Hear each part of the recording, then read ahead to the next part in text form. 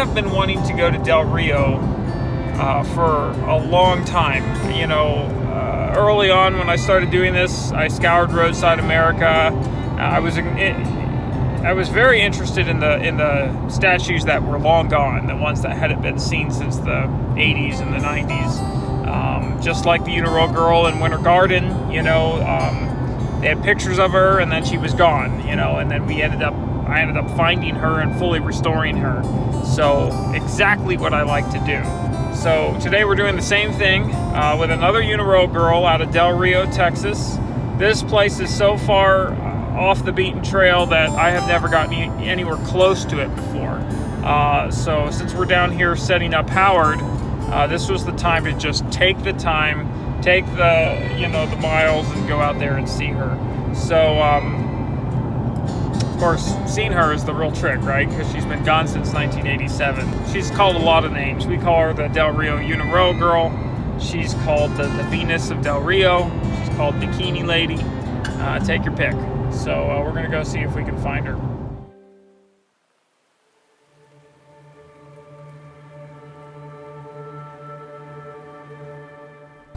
Well, this is crazy. I'm actually in Del Rio.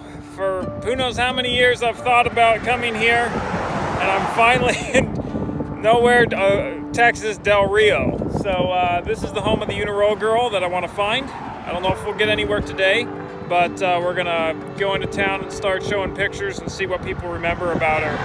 So welcome to Del Rio, Texas, folks.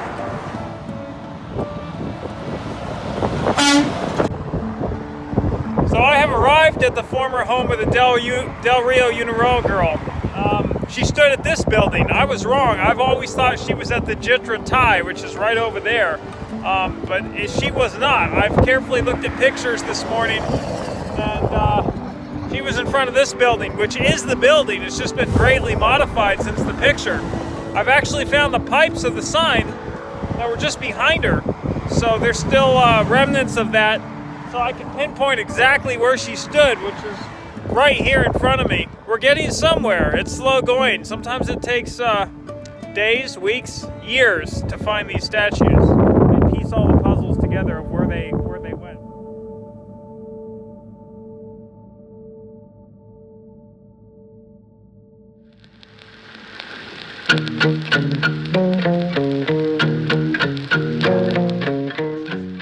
In the late 1960s, as American car culture boomed, Uniroyal rubber tires sought a way to capture attention beyond the usual tire advertisements. Their answer was as audacious as it was giant: Miss Uniroyal. This wasn't a beauty queen in the traditional sense, but a towering 18-foot fiberglass woman, a behemoth of roadside advertising designed to lure customers. Emerging around July 1967, these statues, crafted by International Fiberglass in Venice, California, were shipped nationwide, each arriving with her own trailer and platform for swift deployment. Whether clad in a modest shirt and skirt or a more attention-grabbing bikini, the sheer scale of Miss Uniroyal was the primary draw. The arrival of a Miss Uniroyal was a carefully orchestrated local event. Teasers would appear in local newspapers, sparking curiosity about the giant lady coming to town. Once set up at a tire dealership or a retail store, the real promotion began. Contests to guess her impressive height and weight were heavily advertised, with prizes offered to those who came closest, effectively driving foot traffic directly to the point of sale.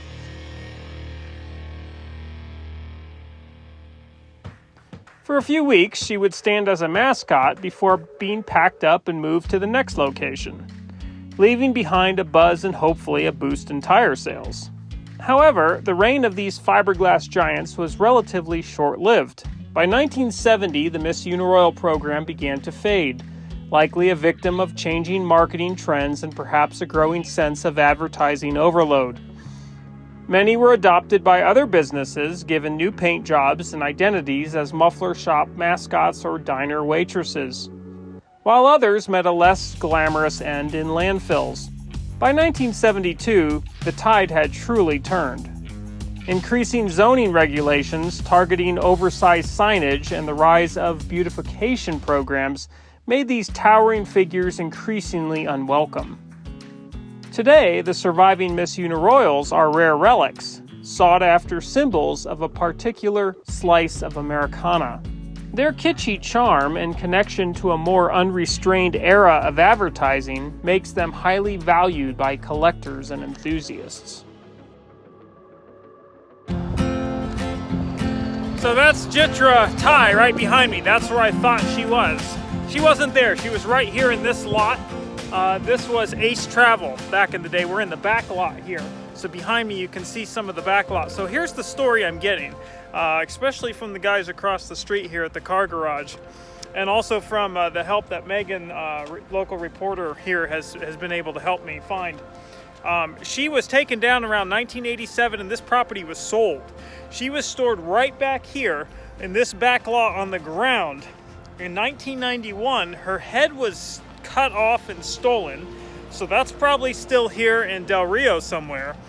A few years later, around 92, 93, the rest of her was stolen, and it ended up down near Eagle Pass, Texas, possibly across the border at an auto repair shop with an alternate head, and possibly could still be there today. So we are definitely getting more information than I've ever known or had before. First of all, today we've discovered this is the building she stood at. I've found the pipes I showed you earlier already. And right back here behind me is where she probably laid on the ground until her head was cut off, and then she was eventually stolen from this spot altogether. So, you know, even when you don't find these girls or these muffler men, it's still really fun to come and try to piece the puzzle together and, you know, find the spots where they used to be. But we're far from done here. Probably going to head down to Eagle Pass and start showing her picture around town there and see if I can get some more definite information on where she might be. So, where is the Uniroyal girl that used to be here, huh? Any idea?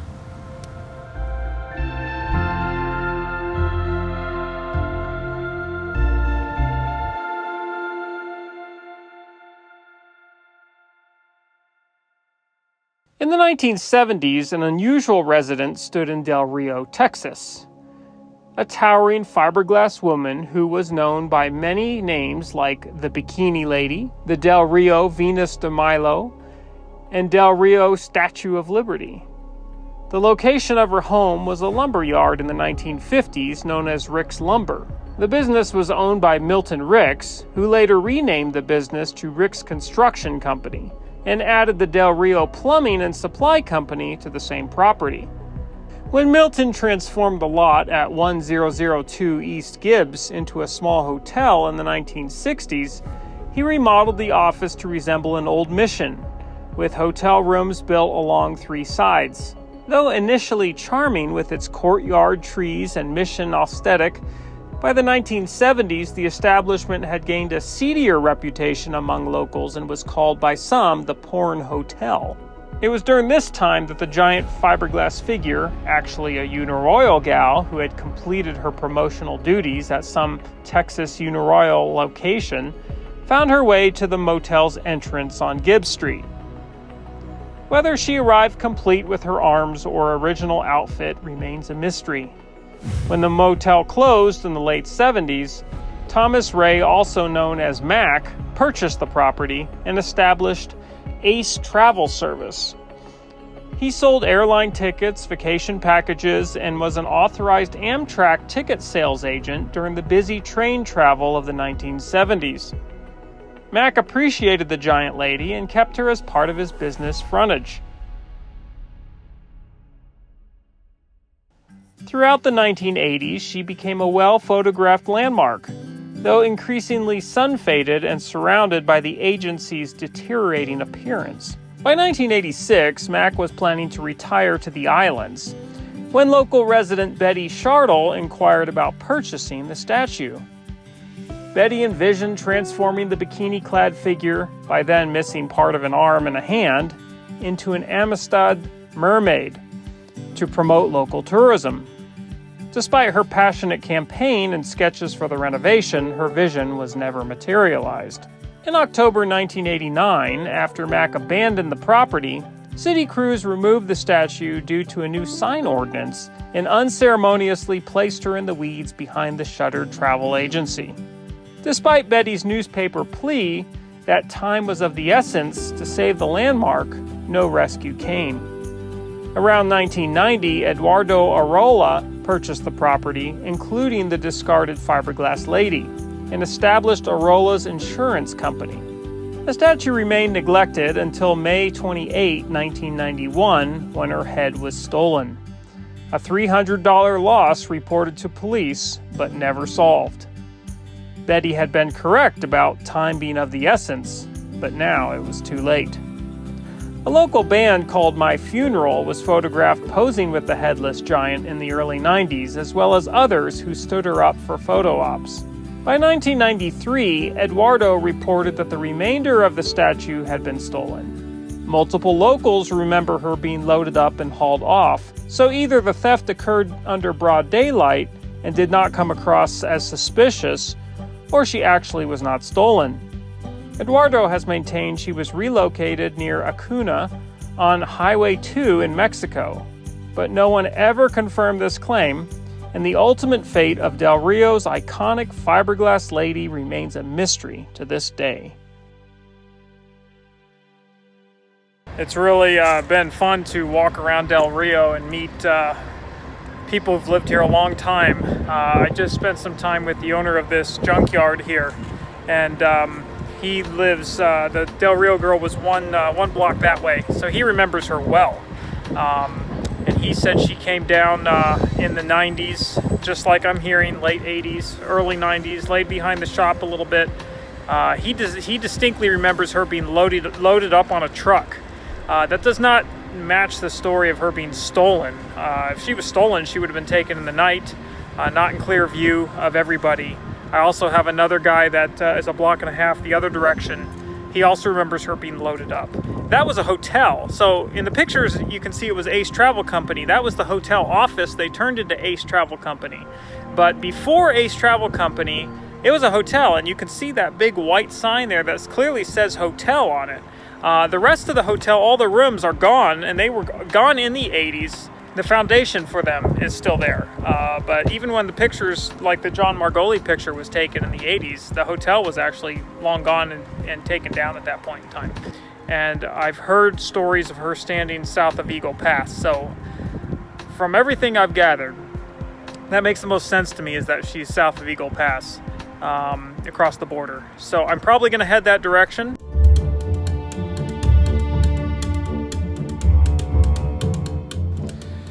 Well, this is probably as far as I'm gonna go. I've heard enough reports